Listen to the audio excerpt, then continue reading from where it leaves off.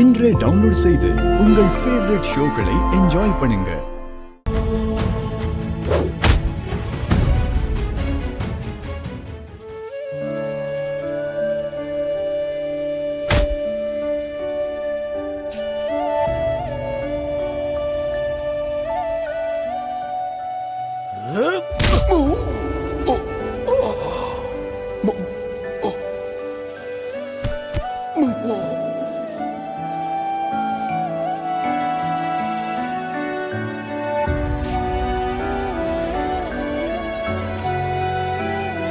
என்ன இது விநாயகர் தப்பு தப்பா அட்டாக் பண்ணிட்டு இருக்கான்.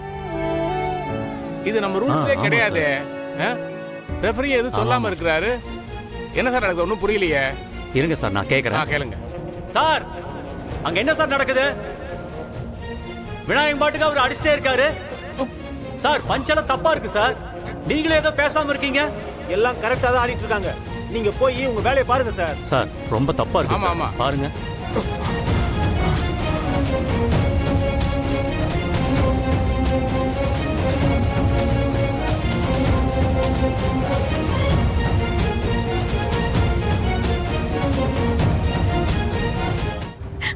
ஆதி ஆதி எதுக்காக இந்த மாதிரி போட்டியில எல்லாம் நீங்க கலந்துக்க போனீங்க? நீங்க இப்படி அடி வாங்குறத என்னால பார்க்க முடியல ஆதி. பாரதி, இப்படி ஒரு கண்கொள்ளா காட்சியை பாக்குறதுக்கு எவ்வளவு சந்தோஷமா இருக்கு தெரியுமா? இப்போ உன் கூட சேர்ந்து போன்ல இந்த மேட்ச பாக்குறத விட நானும் எங்க அண்ணனும் நேர்ல போய் அந்த ஆதி அடி வாங்குறத பாக்கலான்னு முடிவே பண்ணிட்டோம். நீ போன்ல பார்த்தே என்ஜாய் பண்ணு, நாங்க நேர்ல போய் பாக்குறோம். இந்த போன் விக்கிறதுக்கு ஏதாச்சும் பாக்ஸ் எடுங்க. மித்ரா, நீ பண்றது கொஞ்சம் கூட சரியில்லை. வைங்க மேடம். உன் விஷயத்துல எப்ப பாரதி சரி தப்புன்னு எல்லாம் பாத்திருக்கோம்.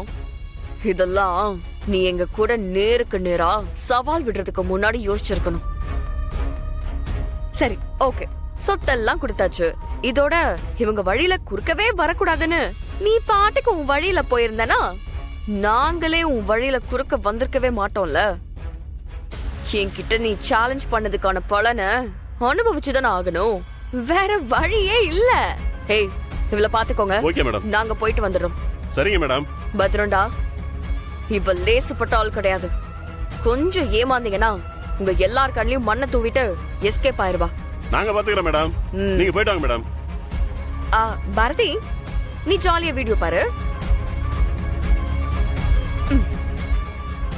அண்ணா போலாமா? டேய் பாத்துக்கங்க. Okay sir. Okay sir.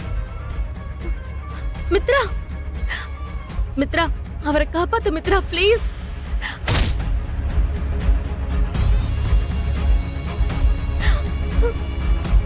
ஆதி